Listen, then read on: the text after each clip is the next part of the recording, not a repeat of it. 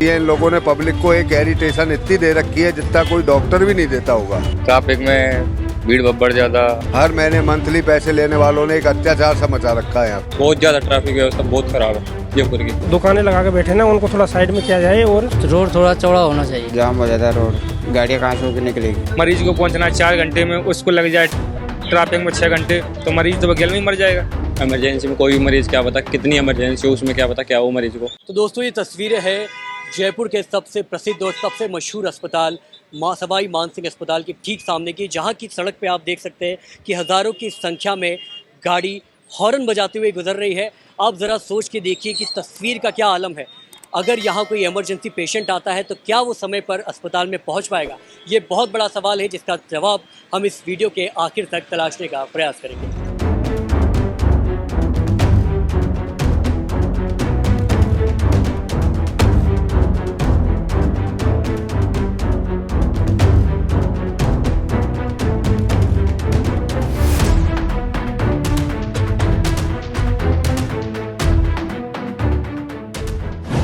तो दोस्तों इस वक्त मैं मौजूद हूँ जयपुर के सबसे बड़े अस्पताल सवाई मानसिंह अस्पताल के ठीक सामने।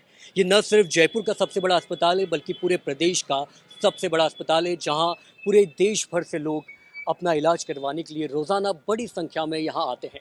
और इसी अस्पताल के ठीक सामने एक बहुत ही विपरीत और बहुत ही संवेदनशील तस्वीर मैं आपको दिखाने जा रहा हूँ। मेरे पीछे आप देखेंगे कि गाड़ियों का अंबार लगा हुआ है। एक 10 फीट चौड़ी सड़क के पीछे हज़ारों की संख्या में गाड़ियों मौजूद है, जो ये दिखाती है कि अस्पताल में भले ही स्वास्थ्य व्यवस्था कैसी भी हो, लेकिन यहाँ की जो ट्रैफिक व्यवस्था है वो काफ़ी ज़्यादा लचर है। और इसी के बारे में हम इस वीडियो में आगे बात करने जा रहे हैं। यहाँ एसएमएस का जो नियम है, उस नियम से ऊपर का जो सिस्टम है वो तो कहीं तक ठीक है, बट लेकिन जो ये नीचे वाले हैं, जांच वाले हैं, बाकी सफाई कर्मचारी हैं, इन लोगों ने पब्लिक को एक एरिटेशन इतनी दे रखी है जितना कोई डॉक्टर भी नहीं देता होगा। बाकी मैं तो एक ही बात कहना चाहूँगा कि आपको अगर सीधा सही करना है तो ये नीचे वाले तत्व को थोड़ा स्ट्रिक्टली करो ताकि कुछ कार्यभार ठीक हो। ये अपनी ड्यूटी को लेके कोई जिम्मेदार तो है नहीं है, बस पब्लिक को केवल परेशान करने का काम है इन लोगों के पास, बाकी और कोई दूसरा काम नहीं है। कि यहाँ पे क्या है, ये ठड़ी वालों ने और ये साले हर महीने मंथली पैसे लेने वालों ने एक अत्याचार सा मचा रखा है यहाँ पे। ये ट्रैफिक को के लिए यही दिक्कत करते हैं, क्योंकि जगह जगह हर जगह थड़ी लगा के बैठ जाते हैं, दुकान लगा के बैठ जाते हैं और हर आदमी को इरिटेट करते हैं, परेशान करते हैं। कुछ नहीं है, बाकी इन लोगों की दुकानें अगर यहाँ से स्थानीयकरण हटे तो कुछ इसका निराकरण हो सकता है ताकि ट्रैफिक ठीक चले। तो प्रशासन को क्या करना चाहिए? प्रशासन को ये करना चाहिए, जो लोग ये बैठे हैं ना नई नई झोपड़ियाँ लेके, इनको हटाना चाहिए, इनको कहीं स्थायी जगह देनी चाहिए ताकि ये अपना धंधा भी कर सकें। मुझे कोई इनसे भी एलर्जी नहीं है, ये भी अपने बच्चों को पालते हैं, बट लेकिन कम से कम एक स्थानीय जगह ऐसी हो इनकी कि जहाँ ट्रैफिक को लेके कोई घेराव नहीं हो, परेशानी नहीं हो। ट्रैफिक को लेकर तो भीड़ की वजह से ट्रैफिक है सर, आने जाने वालों के लिए दिक्कत होती है। जो मरीज ज़्यादा अटेंडेंट है उनको तो परेशानी है। इतना ट्रैफिक है, आप नारायणी सर्किट से लेके यहाँ तक पहुँचने में बहुत टाइम लग जाता है। तो ये प्रशासन से एक बार ट्रैफिक के लिए पुलिस वालों को भी, धूप भी है, गर्मी भी है, तो उससे भी लोग बहुत परेशान हैं। तो प्रशासन को क्या कदम उठाने चाहिए? प्रशासन को यही है कि एक जो बाहर में जो लोग दुकानें लगा के बैठे ना, उनको थोड़ा साइड में किया जाए और एक रास्ता खुला जाए जिससे आने जाने वाले को कोई परेशानी ना हो। रोड थोड़ा चौड़ा होना चाहिए। रोड को तो वैसे कई गाड़ी खड़ी करने वाले वहीं पे जाम हो जाता है रोड, गाड़ियाँ कहाँ से होकर निकलेगी। अब सरकार तो और चौड़ा रोड करेगी और क्या करेगी। ट्रैफिक कम हो जाए तभी तो सही है व्यवस्था, तभी फायदा होगा और क्या होगा। इमरजेंसी मरीज आता है, ट्रैफिक जाम लग जाता है, पुलिस वालों की कम देखभाल है, अतिक्रमण का शिकार हो चुकी है पूरी सड़क। जल्दी टाइम से पहुंच जाएगा तो जल्दी मरीज सुरक्षित बच जाएगा।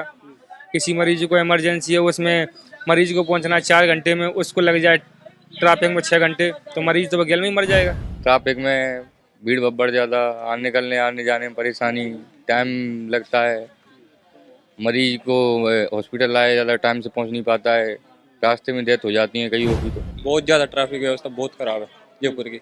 जैसे मान लो कि इमरजेंसी मरीज हो तो वो तो उसके लिए तो काम खराब है ना, इमरजेंसी में ला ही नहीं सकते मरीज को, इतना बहुत ज़्यादा ट्रैफिक खराब। इसका समाधान कीजिए आप। और आप कहाँ से आ रहे हैं आप? चोमू से। चोमू से यहाँ पहुँचने में कितना टाइम लगा होगा? वैसे 30-35 किलोमीटर पड़ता है, बट यहाँ पे समथिंग 1.5 से 2.5 घंटा लग गया आने में। 1.5 से पौने घंटा। और मुझे लगता है सबसे ज़्यादा जो ट्रैफिक की परेशानी आई होगी इसी रोड पे आई होगी। हाँ, इसी रोड पे आई है, यानी कि सिंधी कैंप से लेके यहाँ तक।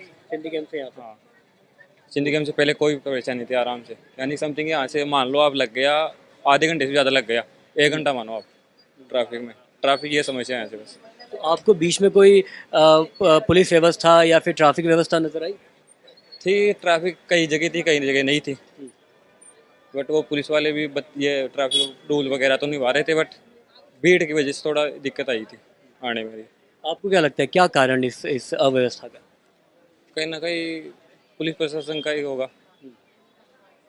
जी, तो आप किससे उम्मीद करते हैं कि इस पे जल्द से जल्द काम किया जाए? ये प्रशासन जैसे ये कोई भी यहाँ पे सीएम वगैरह किसी से भी जो ये संभालता है उससे कि इसका समाधान कीजिए आप।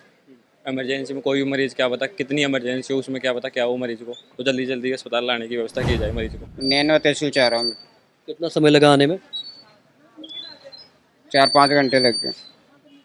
और सबसे ज़्यादा समय कहाँ लगा? जयपुर में ट्रैफिक में। क्या लगता है किस वजह से हो रहा है ये ट्रैफिक? और ट्रैफिक तो वैसे कहीं पे रोड का काम चल रहा है, कहीं पे ट्रैफिक आदमी से कोई गाड़ी भी साइड में खड़ी कर देता है, तो वो तो ट्रैफिक के कारण तो एम्बुलेंस के समय पर कहाँ पहुँचेगी, उसको रास्ते में मौत हो जाए तो फिर। तो दोस्तों हमने आपको मिलवाया उन लोगों से जो इस सारी अव्यवस्था से परेशान हैं। अब मैं चाहता हूं कि आपको इस सवाई मानसिंह अस्पताल से जुड़ी, इसकी ट्रैफिक व्यवस्था से जुड़ी आपको कुछ ऐसी अतिरिक्त जानकारी दूं जो शायद जिसका इल्म आपको ना हो। मैं आपको बता दूं, जो सड़क आप मेरे सामने देख रहे हो और जिस पे हज़ारों की संख्या में तादाद है वाहनों की, लोगों की जनसंख्या मौजूद है, ये वो सड़क है जो एक तरीके से वीआईपी मूवमेंट की सड़क मानी जाती है।